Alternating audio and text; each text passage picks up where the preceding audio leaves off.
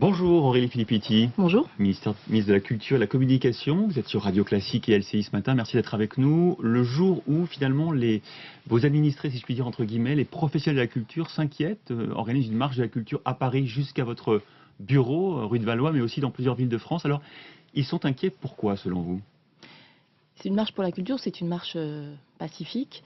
La culture, c'est un des droits de l'homme, comme le reconnaît d'ailleurs la Constitution de 1946 dans son préambule. On l'oublie trop souvent. Et une marche pour rappeler cela, que dans une société moderne, on a besoin d'économie, on a besoin de croissance, on a besoin d'emploi et on a besoin aussi de culture.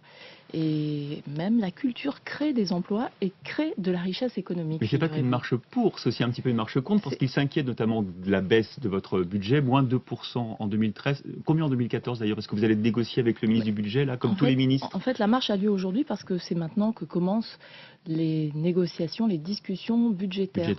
Et c'est un moment très important puisqu'on va fixer les grandes lignes, non seulement pour l'année à venir, mais pour les 3 ans qui viennent. Et vous savez que le président recherche 50 milliards d'euros d'économies sur les 5 ans qui viennent, et que donc vous aurez votre part. Mais le président est allé vendredi soir à Trappes et il a vu un match d'improvisation théâtrale avec Jamel Debbouze notamment, qui a expliqué à quel point ça l'avait sauvé la vie de jeunes qui peuvent être en rupture scolaire, qui peuvent être en décrochage grâce à la culture. C'est quand même inestimable. Alors, c'est en train de préparer le discours que vous allez faire au président, au ministre du budget, pour pas qu'il vous contraigne trop, c'est ça? Mais vous savez, la culture n'a pas bénéficié de traitement d'exception. On constate même qu'elle a plus participé que les autres ministères, toute proportion, enfin, eu égard à sa taille, bien sûr. On a plus participé que les autres ministères à l'effort de réduction des dépenses publiques. C'est peut-être ça qui vous reproche, les professionnels de la culture, d'avoir trop cédé, peut-être? Non, c'est encore une fois, c'est une marche pour dire nous avons fait notre effort. On a suffisamment aujourd'hui, diminution de 6% sur 2 années. Exactement. C'est-à-dire que le budget de la culture a été l'un des plus gros contributeurs à l'effort de réduction des déficits publics. Pourquoi? Parce que j'ai pu arrêter un certain nombre de chantiers qui n'étaient pas nécessaires, qui étaient somptuaires, parce qu'il y a eu des réductions de crédits budgétaires qui ont pu être compensées par des ressources propres des gros opérateurs, comme nos grands musées par exemple, comme l'Opéra de Paris. Qui vont d'ailleurs chercher, on en parlera, des ressources ailleurs. Qui vont chercher des ressources ailleurs, sauf qu'il y a un moment où ça arrive à un niveau d'équilibre où on est déjà à 52% de ressources propres dans les grands établissements. Vous êtes en train de nous dire que le discours que vous allez tenir ce matin à Bernard Cazeneuve, votre collègue du budget, c'est on l'a déjà fait suffisamment, on ne fera pas plus. Est-ce que vous avez une limite? Est-ce que vous allez vous fixer personnellement comme ministre une limite de baisse de vos crédits? Vous savez, encore une fois, pour moi, l'essentiel, c'est de maintenir les possibilités d'action du ministère de la Culture. Et ça veut dire quoi? Ça veut dire les crédits pour le spectacle vivant, pour les arts visuels, pour tout ce qui concerne la création artistique. Ça, c'est partout, sur tous les territoires. Ça contribue vraiment à l'égalité entre les citoyens et à l'égalité entre les territoires. Ça, j'avais réussi pendant 2 années à en maintenir le niveau et il faut que ça puisse se poursuivre, bien sûr. La deuxième chose, c'est le patrimoine.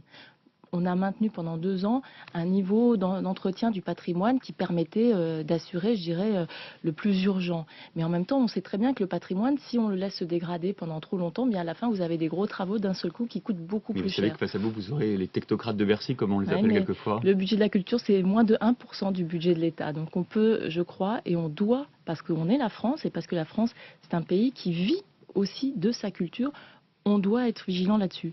Il y a une étude que j'avais commandée à l'Inspection générale des finances qui montre que la culture en France, c'est la contribution de la culture à l'économie française, c'est 3,2% du produit intérieur brut. Vous êtes bien rodé pour les arguments pour défendre votre budget. On verra si vous obtenez gain de cause. Autre sujet d'inquiétude, c'est le statut des intermittents. C'est un peu le serpent de mer. Je rappelle quand même les chiffres. Ils sont à peu près quoi, 100 000 à en bénéficier? 100 000 qui en bénéficient au cours d'une année. Et le déficit par an, c'est 1 milliard d'euros. Au total, depuis 10 ans, on va dire que c'est plus d'un tiers du déficit du régime général. Est-ce que c'est acceptable pour les Français dans leur ensemble? En fait, ce qui n'est pas vraiment acceptable, c'est cette manière-là de compter les choses. Parce qu'en fait, ça a été montré par un rapport de l'Assemblée nationale qui a été adopté à l'unanimité, je tiens à le dire, gauche et droite. On montre bien que ce déficit, il n'est pas de 1 milliard. C'est-à-dire il serait de 1 milliard si on rayait d'un trait de plume tous les intermittents du jour au lendemain. Or, si ces gens ne sont plus intermittents, ils vont aller au régime général. Donc le décalage, il est en gros de 300 millions. Est-ce qu'il faudra quand même le réformer ou pas? Il faut le réformer parce qu'il y a des abus, il y a des dérives, il y a aussi des manques d'ailleurs, par exemple pour les femmes enceintes. Et donc, on a un certain nombre de pistes, et c'est les partenaires sociaux qui doivent trouver un accord. Ils ont commencé à négocier sur l'ensemble de l'assurance chômage, donc sur l'ensemble des conventions UNEDIC, et les fameuses annexes 8 et 10, donc pour les artistes et pour les techniciens, font partie de cette négociation. Ça sera cette année, 2014 ? Donc c'est cette année, ça a commencé. Encore une fois, c'est les partenaires sociaux qui discutent, mais je pense qu'avec Michel Sapin, nous on suit évidemment avec attention. On a rappelé notre attachement à l'existence d'un régime spécifique pour des artistes et des techniciens qui accompagnent ces artistes, ces créations ou l'audiovisuel. Encore une fois, peut-être coûteux parce que ces gens-là sont simplement plus précaires que d'autres. Et quand on est précaire, par définition, évidemment, on a plus recours aux assurances chômage que quand on est en CDI pendant toute sa vie. Ce qui est vrai d'ailleurs, c'est qu'on voit que le déficit du régime de l'assurance chômage est aussi les CDD et les intérimaires et donc les intermittents. C'est un tiers en fait. Mais les annexes 4, donc les CDD, les intérimaires, on voit, ils sont aussi en déficit. Mais encore une fois, c'est assez logique, c'est même une lapalissade que des gens qui ont des métiers précaires et plus recours à l'indemnisation chômage. Le président de la République vient d'arriver aux États-Unis. Dans 2 jours, il sera dans la Silicon Valley pour discuter. Il y a un déjeuner qui est organisé assez extraordinaire avec les plus grands patrons de ce qu'on appelait il y a quelques années la nouvelle économie. Grands patrons, est-ce qu'ils sont recommandables? J'ai vu que depuis 48 heures sur le site de Google, on rappelle que la société a été condamnée par la CNIL pour atteinte au respect de la vie privée. Puis il y a ce contentieux en cours, contentieux fiscal autour de Yahoo, à qui on pourrait réclamer entre 1,5 et 1 milliard d'euros. Est-ce qu'ils sont recommandables, ces nouveaux géants du net et de la culture, on peut le dire, parce que c'est par eux qu'est arrivée la révolution industrielle sur le cinéma, sur la musique?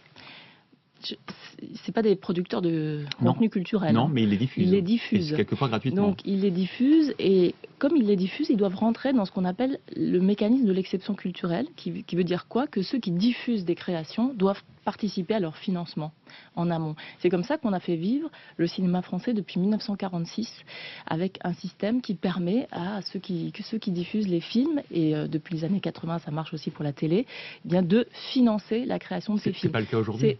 Aujourd'hui, il faut que ces grands géants du net participent au financement de la création. Pourquoi? Parce que sans créateurs, sans œuvres audiovisuelles, cinématographiques, musicales, on n'aurait pas besoin d'avoir recours à eux. Est-ce qu'on n'est pas par exemple, les fournisseurs d'accès à Internet, Internet payent effectivement des taxes qui permettent de financer notamment le les cinéma. géants de l'Internet, est-ce qu'on n'est pas impuissant face à eux? On voit que même le fisc français n'est pas capable de recouvrer ses créances en termes d'impôts. Vous, en tant que patronne de la culture française... Il n'y a aucune fatalité.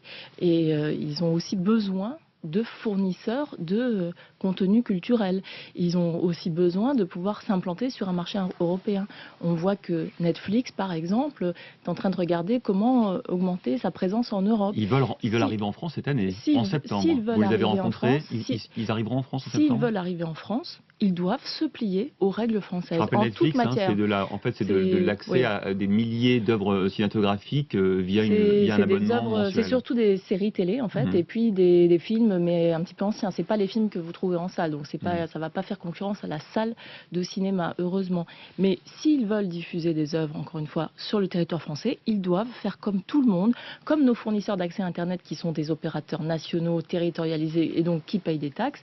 Ils doivent contribuer. Il n'est pas normal que, puisque le président de la République a été chez Vente Privée la semaine dernière, par exemple, Vente Privée dit qu'il paye plus d'impôts que l'ensemble de ces grandes multinationales du net réunies sur le territoire français. Est-ce que Netflix, vous les avez rencontrés, sont prêts à accepter vos conditions? Est-ce qu'ils ont dit oui? Moi, je ne les ai pas rencontrés. S'ils veulent rencontrer ou discuter avec les gens de mes équipes, évidemment, on les recevra.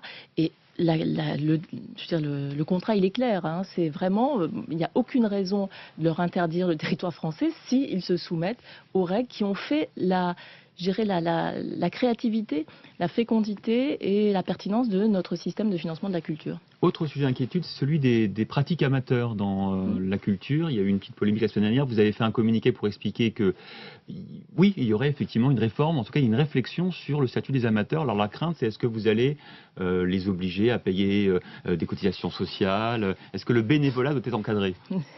Ça a été une grosse manipulation C'est un petit peu dommage Vous que parlez de certains ce qui s'est fassent passé de la autour du Puy du Fou récupération. et de M. de Villiers. Oui, certains ont tenté de faire de la récupération politique sur un sujet qui pourrait franchement tous nous rassembler, qui est celui des pratiques amateurs en France.